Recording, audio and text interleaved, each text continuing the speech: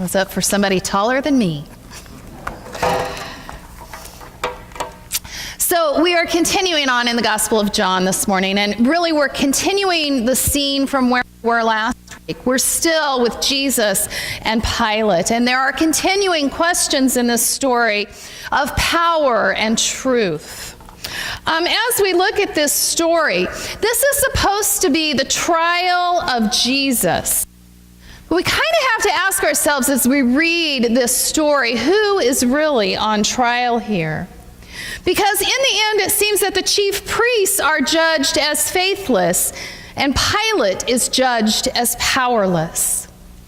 If you remember back in chapter 3 of the Gospel of John, it talks about judgment and the role of judgment in the Gospel of John. It says, "And this is the judgment, that the light has come into the world, and people love darkness rather than light, because their deeds were evil. For all who do evil hate the light, and do not come to the light, so that their deeds may not be exposed." In the Gospel of John, judgment is about exposure. It's about a decision to whether you believe in Jesus or not. It's about having an encounter with Jesus that exposes the truth about who you are. In the story that we read today, the Jewish leaders are exposed. For them, as Jews, God is supposed to be their king, not Caesar. Their ultimate allegiance is supposed to be to God. But in this case, it turns out to be about power. In the Passover liturgy, which this is the day of preparation for the Passover, it's about the middle of the day on this day that the lambs will be sacrificed for the Passover feast.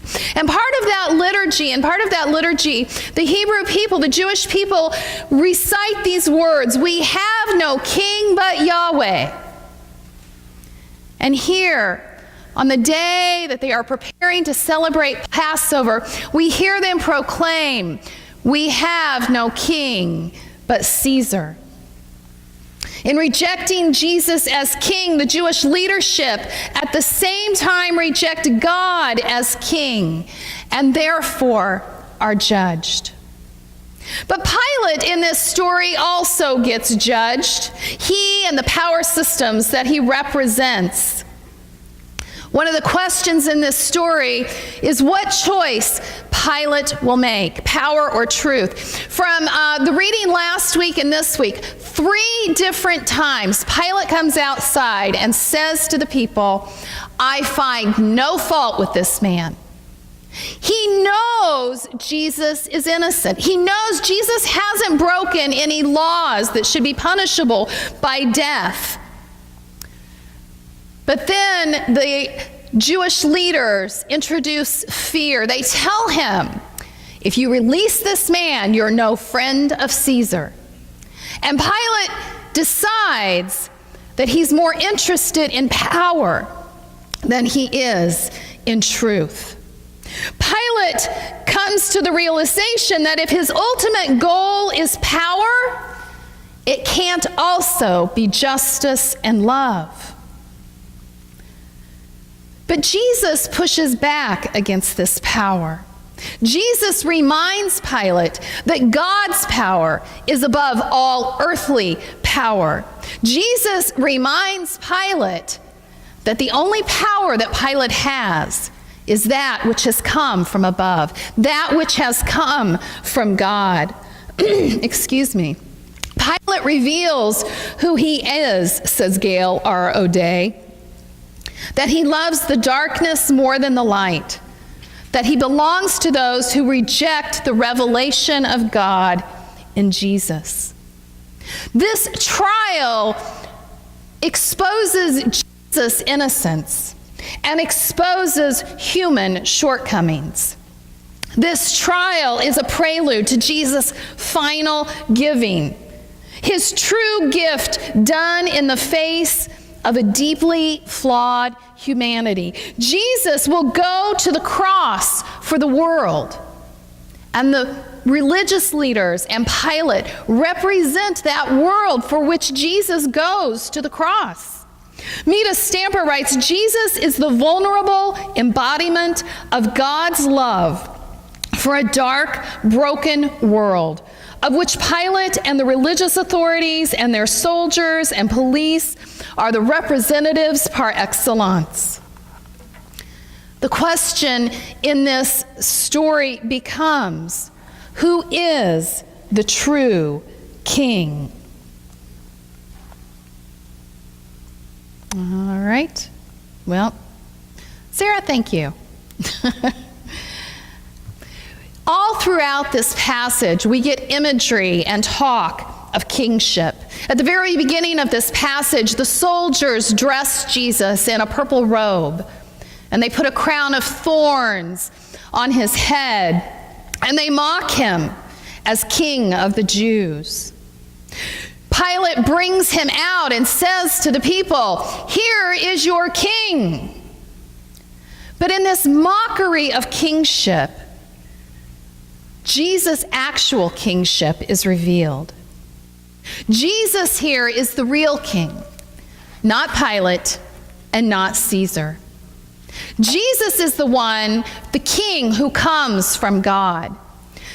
Pilate asks him, "Where do you come from?" Well, Jesus doesn't answer, but we know the easy answer from the scripture is Nazareth in Galilee, right? But we also know that Jesus comes from someplace else. From the very first verse in the Gospel of John, we are told that Jesus comes from God. In the beginning was the Word, and the Word was with God, and the Word was God. That's where Jesus is from. Pilate thinks he has power, but he only has the power that God allows. Pilate is not taking Jesus' life from him. Jesus is willingly laying it down. And that again is something we see throughout the Gospel of John. In John 10, Jesus says, "And I lay down my life for the sheep." Later in that same chapter, Jesus said, "For this reason the Father loves me, because I lay down my life in order to take it up again." And when he's talking to his disciples, Jesus reminds them, "No one has greater love than this, to lay down one's life for one's friends."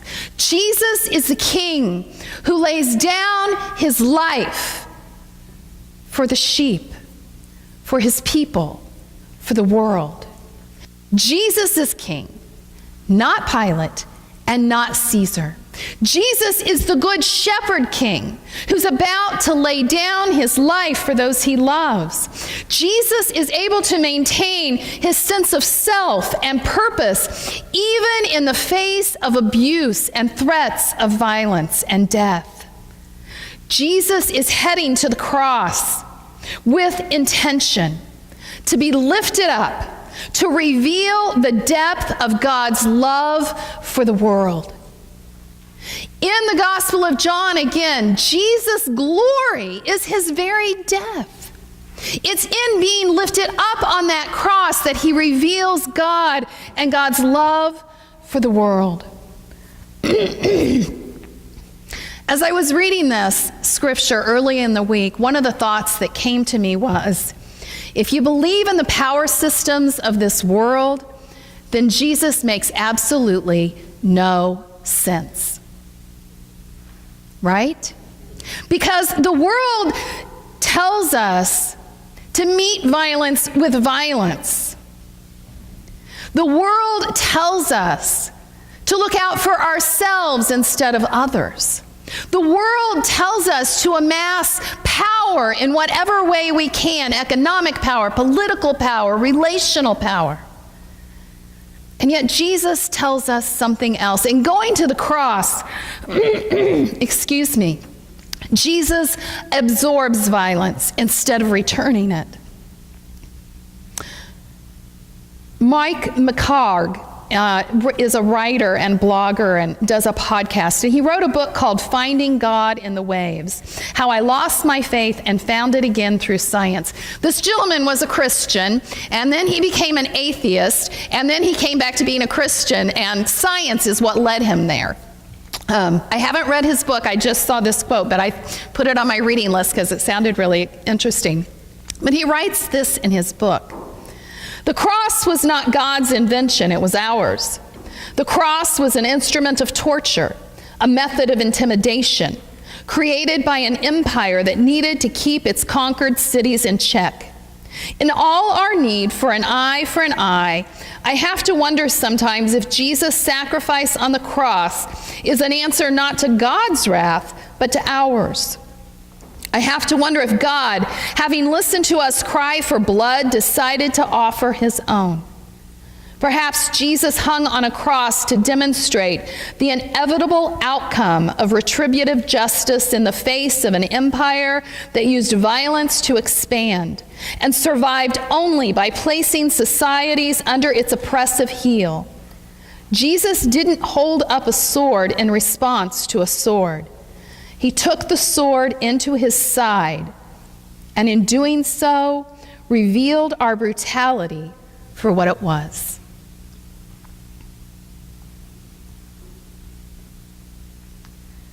The systems of power in this world completely go against Jesus' death on the cross.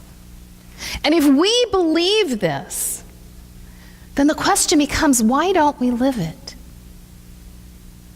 If we truly believe that, like Jesus, we are called to absorb violence instead of returning it, why don't we live that way? Anything from very small things. You know, somebody cuts you off on the highway and you say a few choice words or make a few choice gestures, to things like wars and genocide that destroy millions and millions of people. I think part of the reason that we don't live this is because it's a really hard teaching. What would it look like in the world? When I think about this, I think of a quote from G.K. Chesterton that I've read before, and it always makes me stop and think. He wrote once, "Christianity has not been tried and found wanting. It has been found difficult and not tried." Jesus is the true king and the only one in this story who is truly innocent. The other thought that came to me as I first read this passage at the beginning of the week is that this is what happens when religion tries to align itself with power. Innocent people get hurt. There's a difference between alignment and engagement. The religious leaders in this story try to align themselves with Rome. They try to reach their goals by using the power of Rome, and in the process, they are corrupted. And that's what happens when we try to align ourselves with power, with political power. We sometimes in this world try to use physical power, political power, economic power. But our call is not to align ourselves with power, but to engage power, to push back against power. What kind of kingdom did Jesus have? He had no political power. He had no army. At this point, he definitely didn't even have any crowd support. And this is the kingdom that we're called to live into. We are called to stand and speak for the innocent who have no wealth or power. What power do we align with, Caesar or Jesus? Do we want our nation's problems to be approached in Caesar's way, through military and economic coercion, or through Jesus' sacrificial way? I did a little bit of research this week. Do you know the United States has been in existence for 242 years? How many of those years do you think we have been at war? Take a guess. Pardon? 242. Not 242, not quite. 93% of our existence, we have been at war at some point during that year. And I wonder, when we hear people call ourselves a Christian nation, how does that align with Jesus, who is the Prince of Peace, who absorbed the violence thrown at him to the point of going to a cross and dying? But it's not just war, is it? In our effort to make sure that I have power and I maintain what I want and what I need, we annihilated the Native Americans. We enslaved countless Africans. We oppress people of other religions and other nationalities that come here. Is that really what we as Christians are called to align ourselves with? Where is our loyalty supposed to be? Caesar or Jesus? It's not easy. Life is complicated, I get that.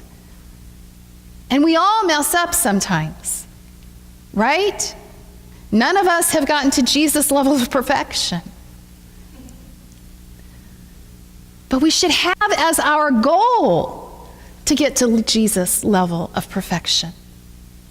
To model his life, not the life of empire and principalities and rulers. Do we face our own personal challenges with a page from Caesar's playbook, or do we walk in Jesus' footsteps? Mita Stamper writes, does our testimony in word and deed reflect our citizenship in the alternate kingdom from above, where servants of the beloved are nonviolent, vulnerable lovers of friend and foe? Or do our words and actions suggest that our first allegiance is to something else, a nation, or a party, or a religious institution? The Traveling Wilburys have a song called End of the Line, and one of the lines in there is, every day is Judgment Day. We are called to make a choice every day, sometimes minute by minute within that day, as to where our allegiance is going to be, as to who we are going to follow, Caesar or Jesus, to decide who is our king and where is our ultimate loyalty.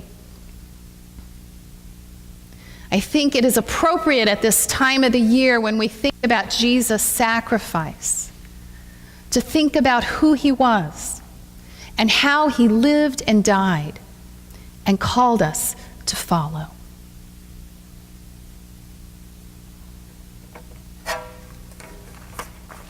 We're going to sing.